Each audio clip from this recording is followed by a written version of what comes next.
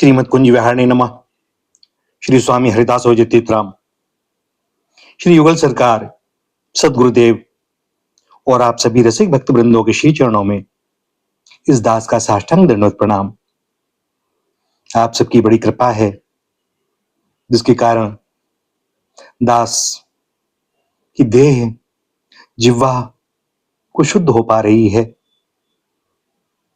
न मालूम अंतर में कुछ उतरता भी है कि नहीं, तो ऐसा विश्वास है कि आप सबकी कृपा अवश्य ही जीवन में परिवर्तन लाएगी। आज श्रीमद् भागवत महापुराण के छठे स्कंद के अंतर्गत 17वां अध्याय चित्रकेतु को पार्वती जी का श्राप। श्री सुखदेव जी कहते हैं, परीक्षित, विद्याधर चित्रकेतु जिस दिशा में भगवान संकर्षण अंतर्ध्यान हुए थे उसे नमस्कार करके आकाश मार्ग से स्वच्छंद विचरने लगे। महायोगी चित्रकेतु करोड़ों वर्षों तक सब प्रकार के संकल्पों को पूर्ण करने वाली सुमेरु पर्वत की घाटियों में विहार करते रहे। उनके शरीर का बल और इंद्रियों की शक्ति अक्षुण्ण रही। बड़े बड़े मुनि सिद्ध चारण उनकी स्तुति करते रहते। उनकी प्रेरणा से विद्याधरों की स्त्रियां उनके पास सर्वशक्तिमान भगवान के गुण और लीलाओं का गान करती रहती। एक दिन चित्रकेतु भगवान के दिए हुए तेजोमय विमान पर सवार होकर कहीं जा रहे थे। इसी समय उन्होंने देखा कि भगवान शंकर बड़े बड़े मुनियों की सभा में सिद्ध चारणों के बीच बैठे हुए हैं और साथ ही भगवती पार्वती को अपनी गोद में बैठाकर एक हाथ से उन्हें आलिंगन किए हुए हैं। यह देखकर चित्रकेतु विमान पर चढ़े हुए ही उनके पास चले गए और भगवती पार्वती को सुना सुना कर जोर जोर से हंसने और कहने लगे। चित्रकेतु ने कहा, अहो, ये सारे जगत के धर्म शिक्षक और गुरुदेव हैं। ये समस्त प्राणियों में श्रेष्ठ हैं। इनकी यह दशा है कि भरी सभा में अपनी पत्नी को शरीर से चिपकाकर बैठे हुए हैं। जटाधारी बहुत बड़े तपस्वी एवं ब्रह्मवादियों के सभापति होकर भी साधारण पुरुष के समान निर्लज्जता से गोद में स्त्री लेकर बैठे हैं।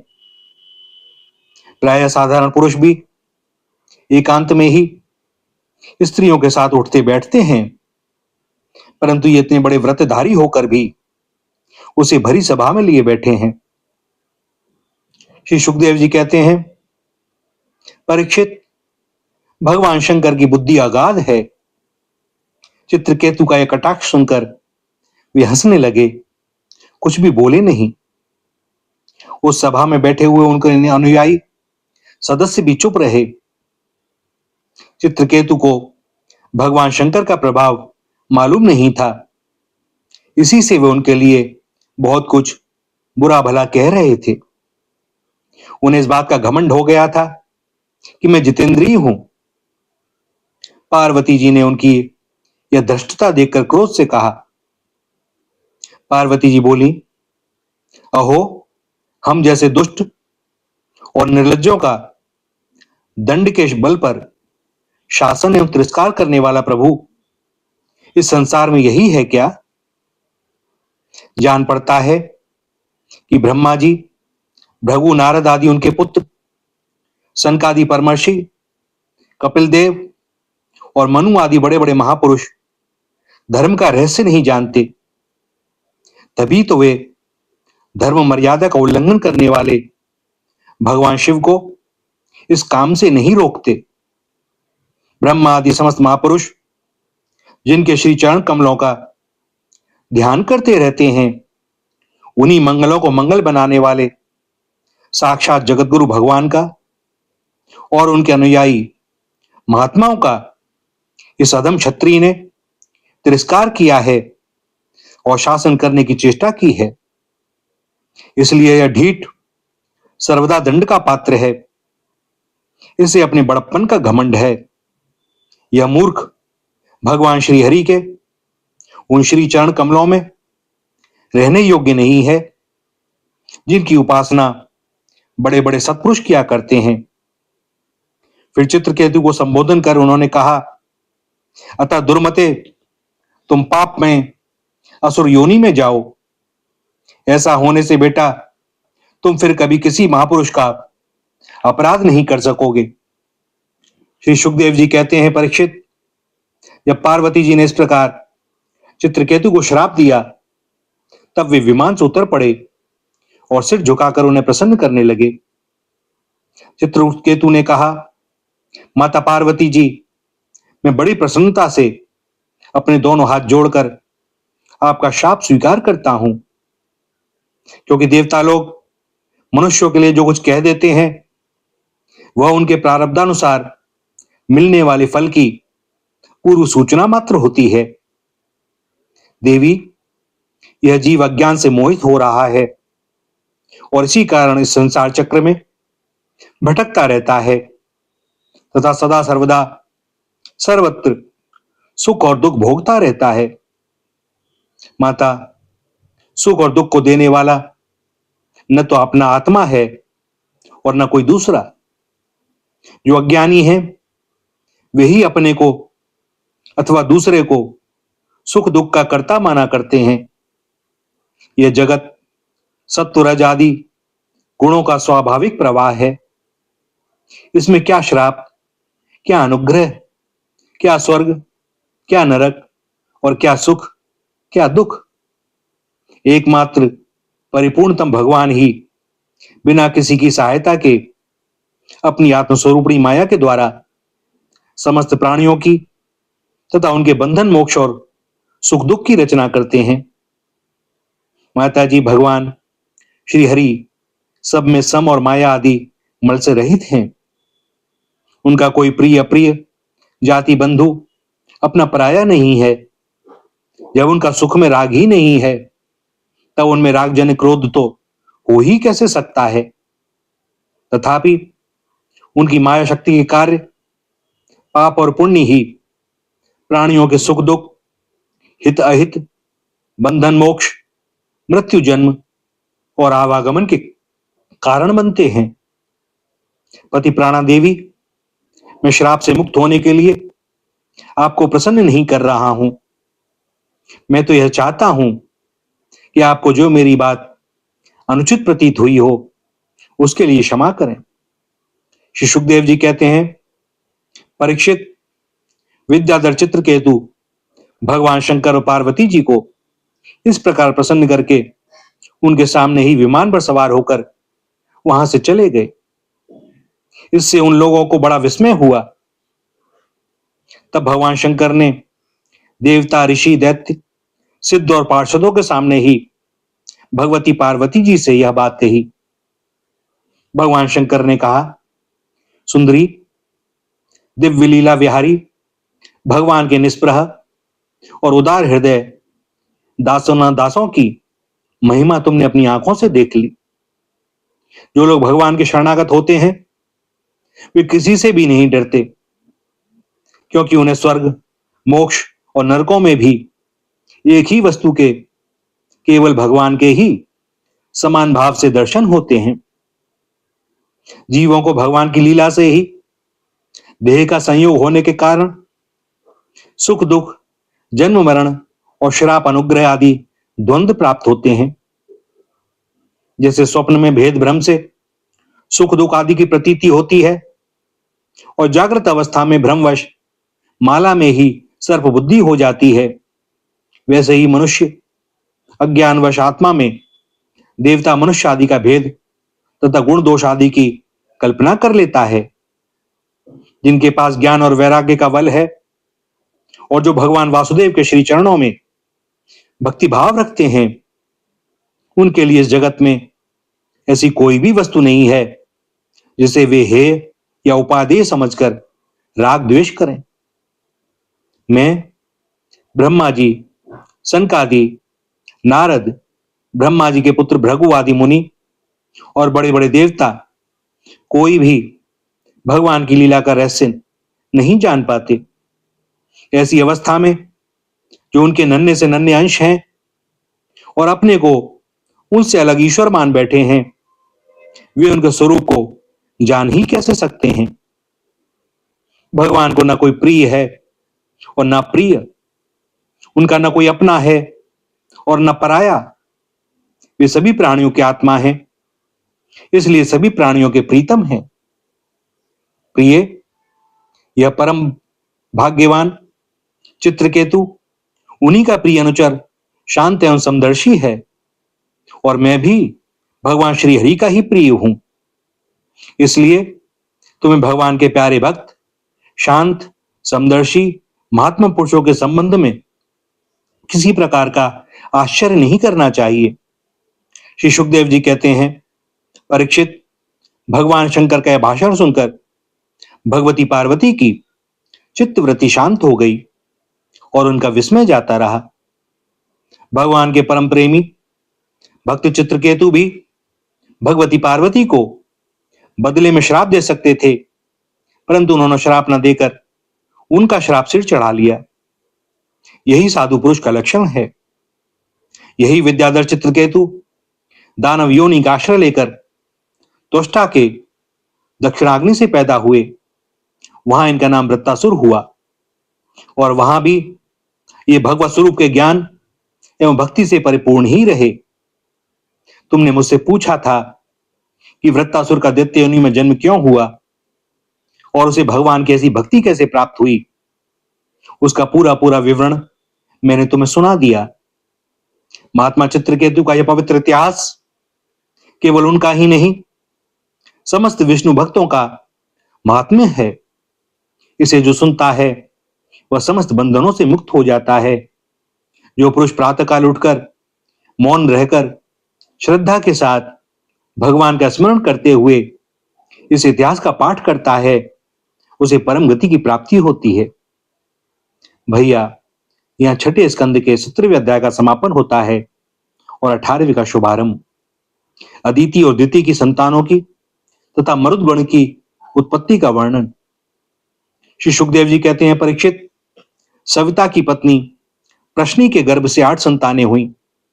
सावित्री, व्याहृति, त्रयी, अग्निहोत्र, पशु, सोम, चातुर्मास्य और पंच महायज्ञ। भग की पत्नी सिद्धि ने महिमा, विभु और प्रभु ये 3 पुत्र और आशीष नाम की एक कन्या उत्पन्न की। यह कन्या बड़ी सुंदरी और सदाचारिणी थी। धाता की 4 पत्नियां थीं, कुहू, सिनीवाली, राका और अनुमति। उनसे क्रमशः साय, दर्श, प्रातः और पूर्णमास ये 4 पुत्र हुए। धाता के छोटे भाई का नाम था विधाता। उनकी पत्नी क्रिया थी। उससे पुरुष्य नाम के 5 अग्नियों की उत्पत्ति हुई। वरुण जी की पत्नी का नाम चर्षणी था। उससे भृगु जी ने पुनः जन्म ग्रहण किया। इसके पहले वे ब्रह्मा जी के पुत्र थे। महायोगी वाल्मीकि जी भी वरुण के पुत्र थे। वाल्मीकि से पैदा होने के कारण ही उनका नाम वाल्मीकि पड़ गया था। उर्वशी को देखकर मित्र और वरुण दोनों का वीर्य स्खलित हो गया था। उसे उन लोगों ने घड़े में रख दिया। उसी से मुनिवर अगस्त्य और वशिष्ठ जी का जन्म हुआ। मित्र की पत्नी थी रेवती। उसके 3 पुत्र हुए, उत्सर्ग, अरिष्ट और पिप्पल। प्रिय परीक्षित, देवराज इंद्र की पत्नी थी पुलोम नंदिनी शची। उनसे हमने सुना है कि उन्होंने 3 पुत्र उत्पन्न किए, जयंत, ऋषभ और मीडवान। स्वयं भगवान विष्णु ही बलि पर अनुग्रह करने और इंद्र का राज्य लौटाने के लिए माया से वामन के रूप में अवतीर्ण हुए थे। उन्होंने 3 पग पृथ्वी मांगकर तीनों लोक नाप लिए थे। उनकी पत्नी का नाम था कीर्ति। उससे बृहच्छलोक नाम का पुत्र हुआ। उसके सौभाग आदि कई संतानें हुई। कश्यप नंदन भगवान वामन ने माता अदिति के गर्भ से क्यों जन्म लिया और इस अवतार में उन्होंने कौन से गुण लीला पराक्रम प्रकट किए, इसका वर्णन मैं आगे 8वें स्कंद में करूंगा। प्रिय परीक्षित, अब मैं कश्यप जी की दूसरी पत्नी दिति से उत्पन्न होने वाली उस संतान परंपरा का वर्णन सुनाता हूं जिसमें भगवान के प्यारे भक्त श्री प्रहलाद जी और बलि का जन्म हुआ। दिति के दैत्य और दानवों के वंदनीय दो ही पुत्र हुए, हिरण्यकशिपु और हिरण्याक्ष। इनकी संक्षिप्त कथा मैं तुम्हें तीसरे स्कंद में सुना चुका हूं। हिरण्यकशिपु की पत्नी दानवी कयाधु थी। उसके पिता जम्भ ने उसका विवाह हिरण्यकशिपु से कर दिया था। कयाधु के 4 पुत्र हुए, संघात, अनुराध, राध और प्रहलाद। इनकी सिंगिका नाम की एक बहन भी थी। उसका विवाह विप्रचित्ति नामक दानव से हुआ। उससे राहु नामक पुत्र की उत्पत्ति हुई। यह वही राहु है जिसका सिर अमृतपान के समय मोहिनी रूपधारी भगवान ने चक्र से काट लिया था। संघात की पत्नी थी कृति। उससे पंचजन नामक पुत्र उत्पन्न हुआ। हिलाद की पत्नी थी धमनी। उसके 2 पुत्र हुए, वातापी और इलवल। इस इलवल ने ही महर्षि अगस्त्य के आतिथ्य के समय वातापी को पकाकर उन्हें खिला दिया था। अनुहाद की पत्नी सुरमर्या थी। उसके 2 पुत्र हुए, बाष्कल और महिषासुर। प्रहलाद का पुत्र था विरोचन। उसकी पत्नी देवी के गर्भ से दैत्यराज बलि का जन्म हुआ। बलि की पत्नी का नाम अशना था। उससे बाण आदि 100 पुत्र हुए। दैत्यराज बलि की महिमा गान करने योग्य है। उसे मैं आगे 8वें स्कंद में सुनाऊंगा। बलि का पुत्र बाणासुर भगवान शंकर की आराधना करके उनकी गणों का मुखिया बन गया। आज भी भगवान शंकर उसके नगर की रक्षा करने के लिए उसके पास ही रहते हैं। दिति के, हिरण्यकशिपु और हिरण्याक्ष के अतिरिक्त 49 पुत्र और थे। उन्हें मरुदगण कहते हैं। वे सब निसंतान ही रहे। देवराज इंद्र ने उन्हें अपने ही समान देवता बना लिया। राजा परीक्षित ने पूछा, भगवान, मरुदगण ने ऐसा कौन सा सत्कर्म किया था जिसके कारण वे अपने जन्मजात असुरोचित भाव को छोड़ सके और देवराज इंद्र के द्वारा देवता बना लिए गए? ब्रह्मन, मेरे साथ यहाँ की सभी ऋषि मंडली यह बात जानने के लिए अत्यंत उत्सुक हो रही है। अतः आप कृपा करके विस्तार से वह रहस्य बतलाइए। सूत जी कहते हैं, शौनक जी, राजा परीक्षित का प्रश्न थोड़े शब्दों में बड़ा सार गर्भित था। उन्होंने बड़े आदर से पूछा भी था। इसलिए सर्वज्ञ श्री सुखदेव जी महाराज ने बड़े ही प्रसन्न चित्त से उनका अभिनंदन करके यूं कहा। श्री सुखदेव जी कहने लगे, परीक्षित, भगवान विष्णु ने इंद्र का पक्ष लेकर दिति के दोनों पुत्र हिरण्यकशिपु और हिरण्याक्ष को मार डाला। अतः दिति शोक की अग्नि से उद्दीप्त क्रोध से जलकर इस प्रकार सोचने लगी, सचमुच इंद्र बड़ा विषयी, क्रूर और निर्दयी है। राम राम, उसने अपने भाइयों को ही मरवा डाला। वह दिन कब होगा जब मैं भी उस पापी को मरवा कर आराम से सोऊंगी। लोग राजाओं के, देवताओं के शरीर को प्रभु कहकर पुकारते हैं, परंतु एक दिन वह कीड़ा, विष्ठा या राख का ढेर हो जाता है। इसके लिए जो दूसरे प्राणियों को सताता है उसे अपने सच्चे स्वार्थ या परमार्थ का पता नहीं है, क्योंकि इससे तो नरक में जाना पड़ेगा।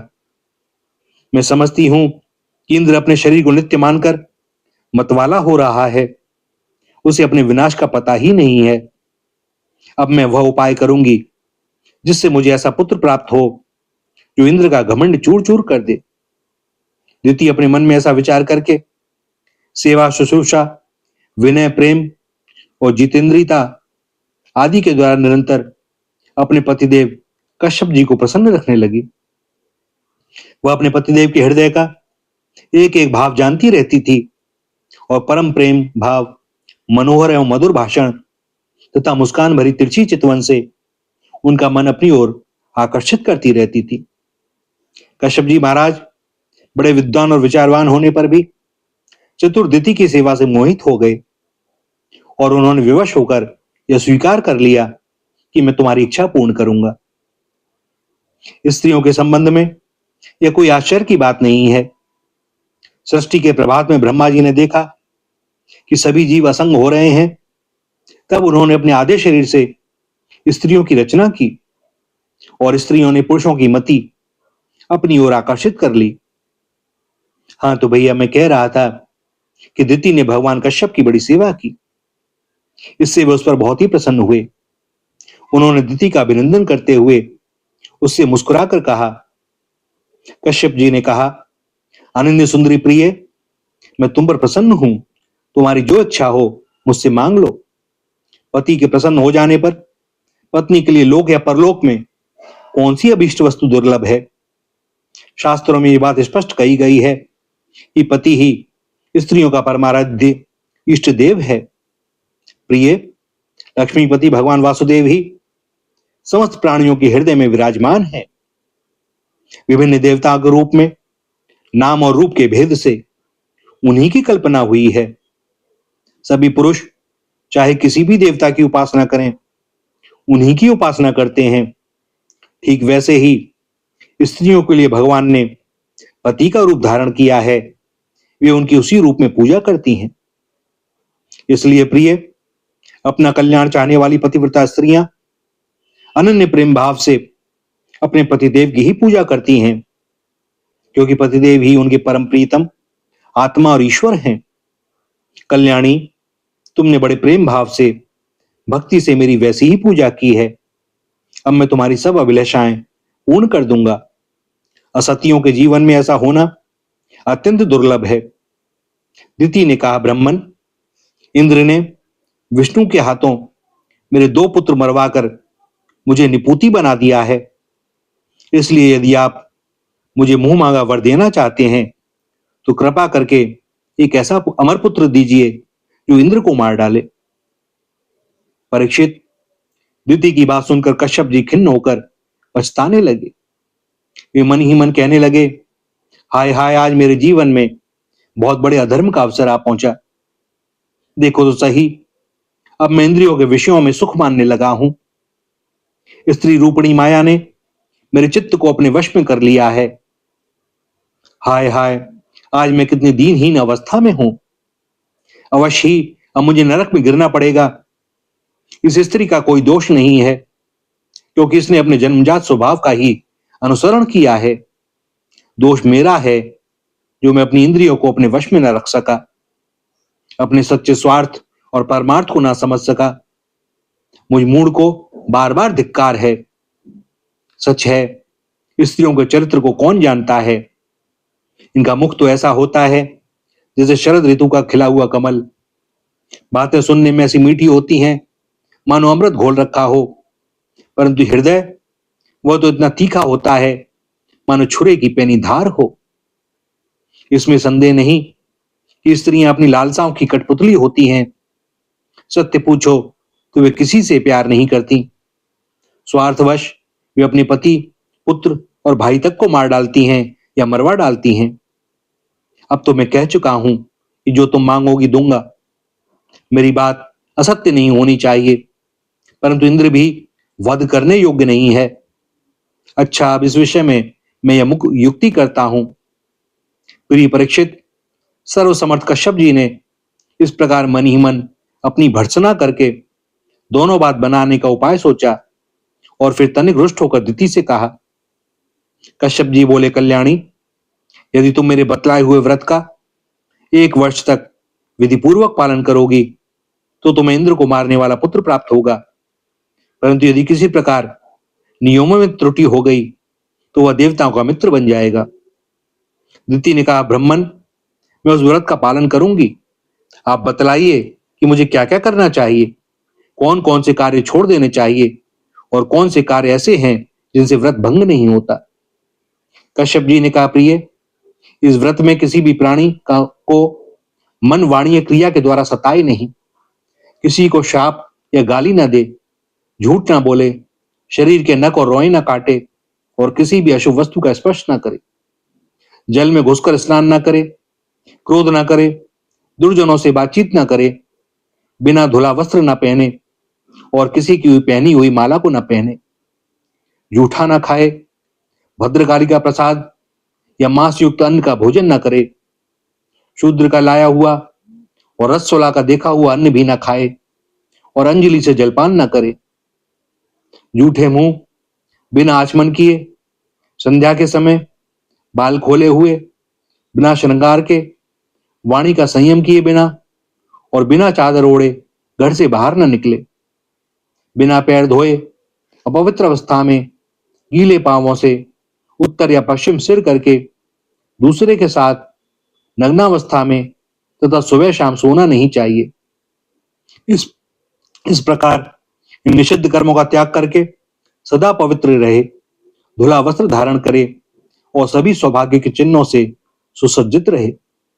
प्रातःकाल कलेवा करने के पहले ही गाय, ब्राह्मण, लक्ष्मी जी और भगवान नारायण की पूजा करे।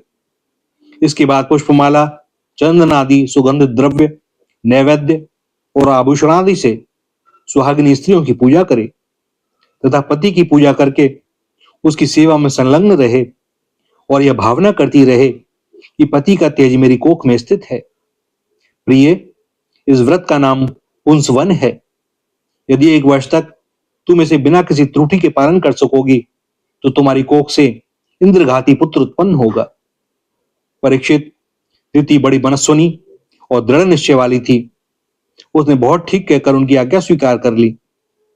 अब दिति अपनी कोख में भगवान कश्यप का वीर और जीवन में उनका बतलाया हुआ व्रत धारण करके अनायास ही नियमों का पालन करने लगी। प्रिय परीक्षित, देवराज इंद्र अपनी मौसी दिति का अभिप्राय जान बड़ी बुद्धिमानी से अपना वेश बदलकर दिति के आश्रम पर आए और उसकी सेवा करने लगे। वे दिति के लिए प्रतिदिन समय समय पर वन से फूल फल, कंदमूल, समिधा, कुश, पत्ते, दूब, मिट्टी और जल लाकर उसकी सेवा में समर्पित करते। राजन, जिस प्रकार बहेलिया हिरण को मारने के लिए हिरण की सी सूरत बनाकर उसके पास जाता है, वैसे ही देवराज इंद्र भी कपट वेश धारण करके व्रत परायणा दिति के व्रत पालन की त्रुटि पकड़ने के लिए उसकी सेवा करने लगे। सर्वदा पैनी दृष्टि रखने पर भी उन्हें उसके व्रत में किसी प्रकार की त्रुटि न मिली और वे पूर्ववत उसकी सेवा टहल में लगे रहे। अब तो इंद्र को बड़ी चिंता हुई। वे सोचने लगे, मैं ऐसा कौन सा उपाय करूं जिससे मेरा कल्याण हो। दिति व्रत के नियमों का पालन करते करते बहुत दुर्बल हो गई थी। विधाता ने भी उसे मोह में डाल दिया। इसलिए एक दिन संध्या के समय जूठे मुंह, बिना आचमन किए और बिना पैर धोए ही वह सो गई। योगेश्वर इंद्र ने देखा कि अच्छा अवसर हाथ लगा। वे योग बल से झटपट सोई हुई दिति के गर्भ में प्रवेश कर गए। उन्होंने वहां जाकर सोने के समान चमकते हुए गर्भ के वज्र के द्वारा 7 टुकड़े कर दिए। जब वह गर्भ रोने लगा तब उन्होंने मत रो यह कहते हुए 7 टुकड़ों में से एक के और भी 7 टुकड़े कर दिए। राजन, जब इंद्र उनके टुकड़े टुकड़े करने लगे तब उन सबों ने हाथ जोड़कर इंद्र से कहा, देवराज, तुम हमें क्यों मार रहे हो? हम तो तुम्हारे भाई मरुदगण हैं। तब इंद्र ने अपने भावी अनन्य प्रेमी पार्षद मरुदगण से कहा, अच्छी बात है, तुम लोग मेरे भाई हो, अब मत डरो। परीक्षित, जैसे अश्वत्थामा के ब्रह्मास्त्र से तुम्हारा कुछ भी अनिष्ट नहीं हुआ, वैसे ही भगवान श्री हरि की कृपा से दिति का वह गर्भ वज्र के द्वारा टुकड़े टुकड़े होने पर भी मरा नहीं। इसमें तनिक भी आश्चर्य की बात नहीं है, क्योंकि जो मनुष्य एक बार भी आदि पुरुष भगवान नारायण की आराधना कर लेता है वह उनकी समानता प्राप्त कर लेता है। फिर दिति ने तो कुछ ही दिन कम 1 वर्ष तक भगवान की आराधना की थी। अब वे 49 मरुदगण इंद्र के साथ मिलकर 50 हो गए।